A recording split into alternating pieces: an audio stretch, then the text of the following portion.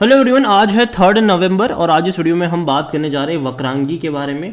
देखिए, छोटी सी कंपनी है, स्मॉल कैप कंपनी है, 19 रुपये का शेयर है, 8% से भी ज़्यादा की तेज़ी दिखाई है और ये हैरानी वाली तेज़ी है। बातचीत करेंगे उसके बारे में, लेकिन उससे पहले अगर आपने अभी तक चैनल को सब्सक्राइब नहीं किया है तो प्लीज़ अभी इसे सब्सक्राइब कर लीजिए, क्योंकि आगे भी बहुत सारे वीडियोज़ हैं जो आपको काफ़ी ज़्यादा हेल्प करेंगे। तो 19 रुपये का शेयर है वक्रांगी का और देखा जाए तो 8% की बड़ी तेज़ी यहाँ पर देखने को मिल रही है। एक महीने में अगर आप देखो तो पहले एक बड़ी रफ्तार आई थी, 16 रुपये से ऐसी तेज़ी बनी कि 22 तक चला गया ये, वो भी एक ही झटके में। लेकिन बाद में वही हुआ जो हर बार होता है, फिर से गिर गया ये और अभी फिर से अटेम्प्ट करा है इसने तेज़ी दिखाने का, अटेम्प्ट करा। वरना अगर आप देखोगे तो ये अब तक लगातार गिर ही रहा था, थोड़ा सही लेकिन गिर रहा था। आज एक बहुत बड़ी तेज़ी दिखाई है, जबकि कोई वजह नहीं है इस तेज़ी की। एनएससी की वेबसाइट पर भी जाके मैंने देखा, कोई खबर नहीं है, कोई अपडेट नहीं है और ना ही कोई ऐसे आर्टिकल्स निकल कर आए हैं जो कि इस शेयर में आज इतनी बड़ी तेज़ी को कंट्रीब्यूट करें। तो प्योरली स्पेकुलेशंस यहाँ पर देखने को मिल रहे हैं। हालांकि बड़ी क्वांटिटी में शेयर जरूर ट्रेड हुए। जब मैं ये वीडियो रिकॉर्ड कर रहा हूँ तकरीबन 3 करोड़ से भी ज़्यादा के शेयर्स ऑलरेडी यहाँ पर ट्रेड हो चुके हैं और शायद जब मार्केट क्लोज होगा ये आंकड़ा 4 करोड़ तक का आपको देखने को मिल सकता है। तो बड़ी क्वांटिटी में कह सकते हैं कि जो शेयरों की ट्रेडिंग हुई है, कहीं ना कहीं ये सबसे बड़ी वजह है यहाँ पर। और पिछले एक साल का अगर हम ग्राफ देखेंगे तो एक चीज़ पता चलती है कि जब भी ये 18 से 20 की रेंज में गया है ना, एक गिरावट देखने को मिली है। इससे पहले भी 15 रुपये से भाग के ये 19 तक गया था, वापस गिरा, वापस पहुंचा ये, वापस 19 तक गया, वापस गिरा, वापस अटेम्प्ट करा था 18 पे गया, वापस गिरा और इस बार तो काफ़ी बड़ी तेज़ी आई थी, 22 तक चला गया था, वापस गिरा, अब वापस अटेम्प्ट कर रहा है। हो सकता है कि 19-20 पर जाएगा, हालांकि 19 पर तो आ चुका है, 20 पर जाएगा, लेकिन फिर से वहाँ से करेक्शन के चांसेस हैं, क्योंकि ये जो 19 रुपये का लेवल भी जो आज इसने दिखाया है ना, ये जो 8% की तेज़ी भी जो आई है, तो कोई वजह नहीं है उसकी, कोई वजह नहीं है। जबकि बाजार हालांकि अच्छे मूड में है, तकरीबन 350 अंक की तेज़ी सेंसेक्स ने दिखाई ज़रूर है, जो कि अच्छी बात है। और मिड कैप स्मॉल कैप में भी भर भर के तेज़ी देखने को मिल रही है और ये वो कंपनी है स्मॉल कैप जिसने लंबे समय से परफॉर्म नहीं किया है। तो शायद एक रीज़न ये भी हो सकता है कि जिस कंपनियों ने ऑलरेडी बहुत बड़ी तेज़ी दिखा दी हो, वहाँ से शायद प्रॉफिट टेकिंग करके उन कंपनियों में लोग, मतलब ऑपरेटर्स, अगेन मैं कह रहा हूँ इन्वेस्टर नहीं, ऑपरेटर्स वहाँ पर शायद इन्वेस्ट कर रहे हो। ये एक पॉसिबिलिटीज़ है, ऐसा ही होगा, ये कहना मुश्किल है, ये कोई नहीं कहता। ऑपरेटर का जो गेम होता है वो भैया वही लोग जानते हैं। और जहाँ तक बात करी जाए वक्रांगी में, तो वक्रांगी का जो मार्केट कैप है वो बहुत छोटा मार्केट कैप है, 1865 करोड़ का इसका मार्केट कैप है। और भाई साहब, जब हम पी रेशियो की बात करते हैं, जब पी रेशियो को लेकर हम अदानी से क्वेश्चन करते हैं, तो इससे भी करने चाहिए। 295 का पी रेशियो है इसका, जो कि एवरेज इंडस्ट्री से कई ज़्यादा बड़ा है, कई ज़्यादा बड़ा कह सकते हो कि पी रेशियो भी है इसका। और जहाँ तक नज़र करें नंबर्स की, तो लगातार बड़े डिक्लाइंस हमने देखे हैं, खास करके पिछले 2 क्वार्टर काफ़ी ख़राब रहे। 250 करोड़ से 50 करोड़ पर आ गए रेवेन्यू इनके।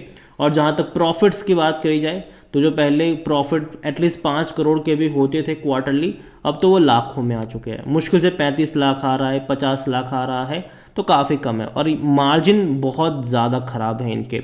अब ये सोचिए कि भैया 50 करोड़ के प्रॉफिट में आप 50 करोड़ के रेवेन्यू में आप 50 लाख का प्रॉफिट नहीं बना पा रहे, 5 करोड़ के रेवेन्यू में आप 50 लाख का प्रॉफिट नहीं बना पा रहे।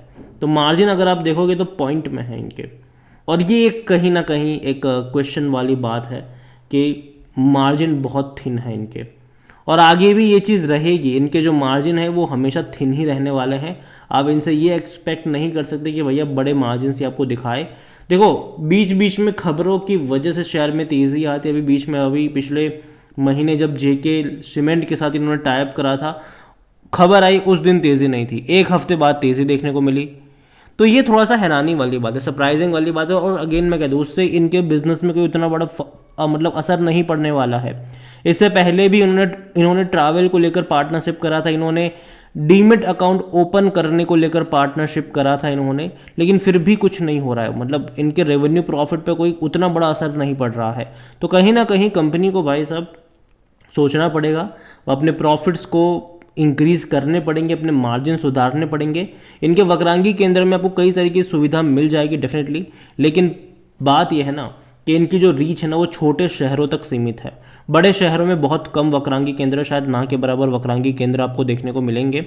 और जहाँ तक बात करी जाए इनके शेयर होल्डिंग पैटर्न की, तो देखिए प्रमोटर के पास 42.60% की होल्डिंग है, एक भी शेयर गिरवी नहीं है। और प्रमोटर के बाद बहुत बड़ी क्वांटिटी पब्लिक लेकर बैठी है और पब्लिक खरीद रही है। 46.96% से बढ़कर 47.13 पर आए पब्लिक, जबकि एफआईएल्स ने लगातार बिकवाली करी है।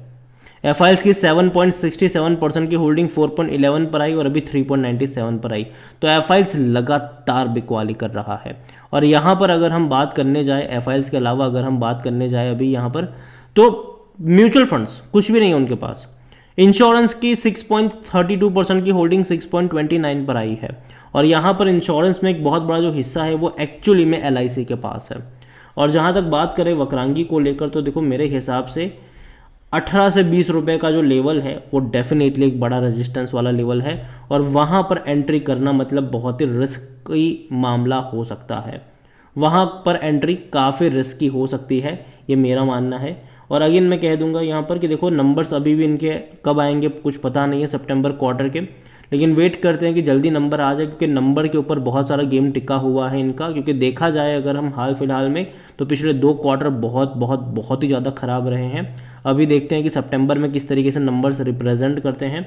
वक्रांगी देखी जाए तो भैया इनका कई सारे मतलब जो सोल्यूशन प्रोवाइड करवाने का ही इनका काम है, और जनरली इनके वक्रांगी केंद्र में आपको वो चीज़ें मिल जाएगी। लेकिन प्रॉब्लम ये है कि धीरे धीरे जैसे जैसे लोग एजुकेट होते जाएंगे, इनके वक्रांगी केंद्र की अगर हम बात करें, तो वो कहीं ना कहीं डिमांड जो है या फिर भीड़ जो है जाने वाली वो कम हो जाएगी। लेकिन हाँ, अगर हम ये भी देखें कि टेक्नोलॉजिकल शिफ्ट हम धीरे धीरे आगे बढ़ रहे हैं, तो हर बार कोई ना कोई नई टेक्नोलॉजी ऐसे आएगी कि जिसके लिए गाइड करने के लिए किसी न किसी को ज़रूरत पड़ेगी। तो ये होगा यहाँ पर।